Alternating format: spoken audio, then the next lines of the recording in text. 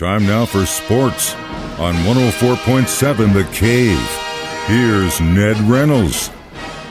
Mike, the intern, Ned Reynolds, buddy. We made it.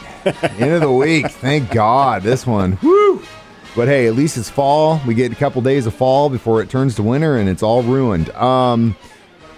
Speaking of ruined, how's that injury report for the Chiefs going into Sunday's game? Actually, it isn't too terribly bad. In yesterday's practice, Joe Thuney, Tyreek Hill, Anthony Hitchens, and several others did not practice. But of those individuals, the general consensus is that most of them will play. Question is Hitchens.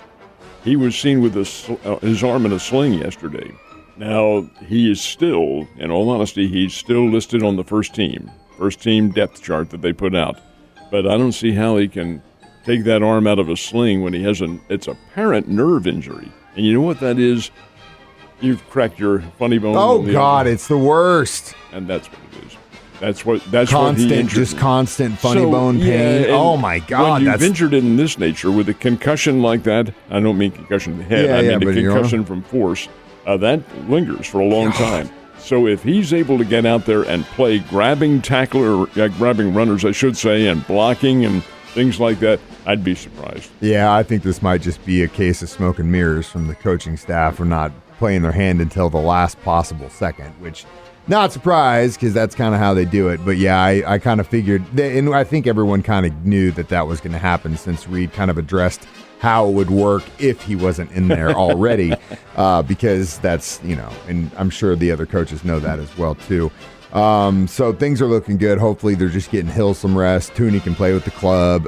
So hopefully they saw what they needed to see in the backfield, Juan being in the game a lot more, and things will hopefully even out. The name that was on the non-practice list for the Tennessee Titans, Derrick Henry. But the reason was extra rest. That's why they gave him a rest day. Thank God. Well, he doesn't need to get No. He's going to need it because we're going to throw everything we got at him. So speaking of which, interesting Thursday night game. I mean, kind of got a feel. Not that I do, but the Browns, they kind of they have it, but they're just at the cusp, and then Baker has this injury. It's a little bit more serious than initially thought, so he doesn't play last night, and they barely eked one out over the Broncos. Well, as a matter of fact, Case Keenum is their quarterback now. And Keenum in his college days, which was more than a decade ago at Houston University, had all sorts of passing records. And he's been in the NFL. He's been around. He's quarterback for a number of teams. He is not the guy you want in there as your permanent starter. But he is one of these individuals who can come in and fill in for maybe a couple weeks or whatever. Well, last night he gets his team off to a 10-0 lead over the Denver Broncos. And the Broncos aren't showing anything at all. Then suddenly Denver comes back, makes a game out of it. Cleveland pulls it out by a score of 17-14, but it was a tough game all the way. And the Browns were rocked pretty good. But this is a Browns team that's compromised. They've got injuries, and they still won the game. Their two top running backs are out. One of their top receivers is out. And they still came through with a win. Denver's reeling. They've got a lot of problems on that Denver Broncos team.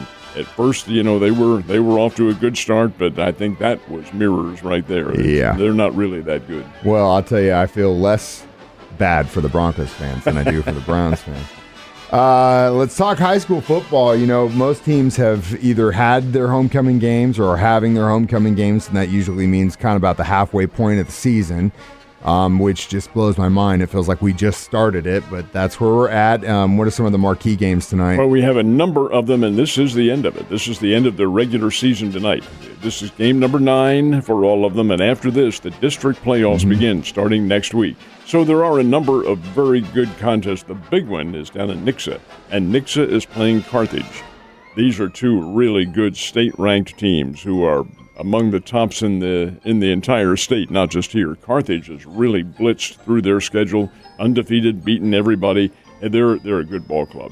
Nixa has a loss on their schedule to Joplin, but they also have a big win over Webb City.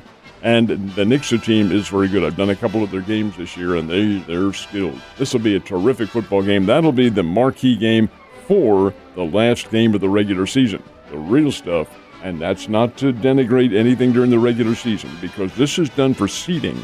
This is where teams are seeded. So the strong goes against the weak in the first round. It's how you eliminate the chaff from the whatever the biblical expression I'm is. sure you know that phrase. I do. The wheat, which well, whatever. Come on, Reverend Reynolds. What? Come on, let's get the service in here. You know I was sleeping when they were talking about that in church. But the fact of the matter remains, it's a very good indicative series of games coming up tonight. All right, well, it's going to be a perfect night for some high school football. Perfect bonfires and all. I guess the Dodgers team listened to our show yesterday and heard our little joke about the blowout the game before because they responded in kind against Atlanta.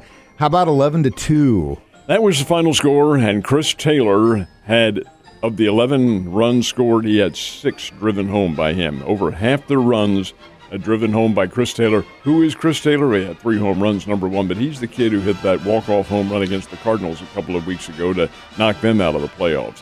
A good player, a solid player, but what impresses me more than anything else is that the Dodgers, who are now down 3-2, could have just cashed it in. Like, we're the world champs. Do we want to continue playing? Well, they do. They have a little bit of pride, and what they did, they were behind. Dodgers are behind in this game 2-0 after the first inning. Is the handwriting on the wall? No. The Dodgers came back and said, all right, you may beat us, but we're going down swinging if that is the case.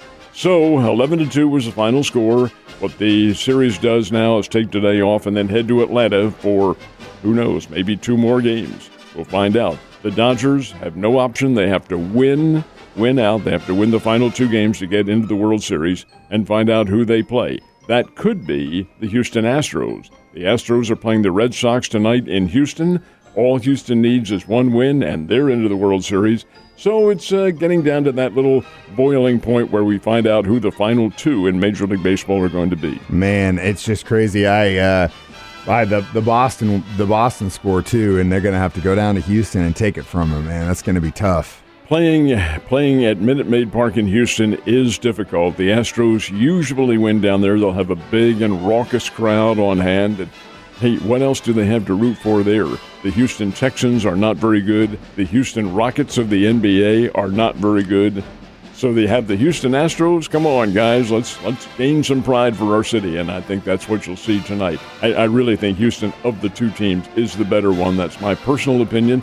But I thought the Dodgers were better than the Braves, and it still might be. They those slumps happen, especially in series like this at the end of the season. It's always crazy, but it's good competition, and especially when your teams, at least locally, aren't involved in it, and you're a baseball fan, it gives you something to watch, and that's what's happening. It's not a blowout.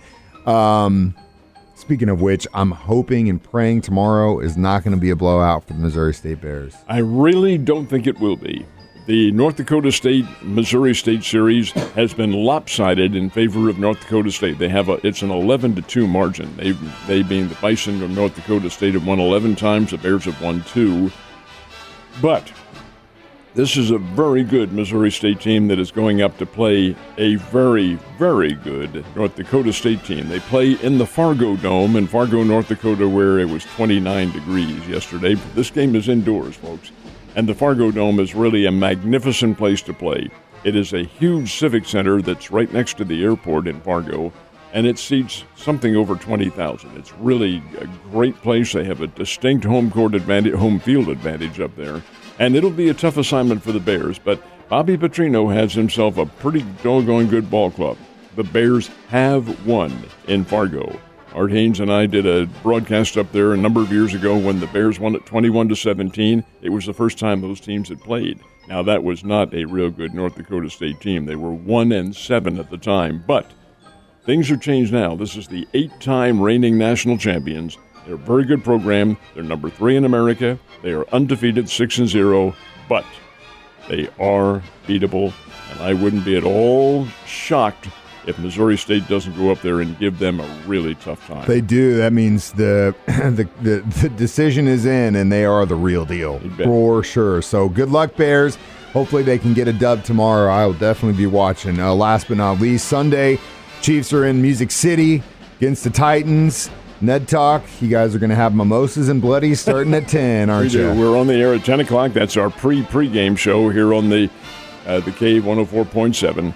And I'll have the usual crew in. We'll talk a little bit about the Chiefs and the Tennessee Titans, give our predictions, give our players of the week, so forth and so on. But we'll also talk some other sports as well, maybe the high school football scene, as it turns out, the approaching basketball scene. We might even talk a little bit about baseball because the playoffs will be very much in vogue. So lots going on, and we will have those discussions. It's 1 hour, 10 to 11, and then we join the Chiefs Network and their pregame show. And it's going to be a great day for football. It's that time of year. It's my favorite time of the year. Waking up, nice, brisk, cold mornings, and throwing pads on and hitting someone as hard as you possibly can. Man, you are out of your mind. Ned, go get your pads on. Let's go meet in the parking lot. Have a great weekend. I'll see you then.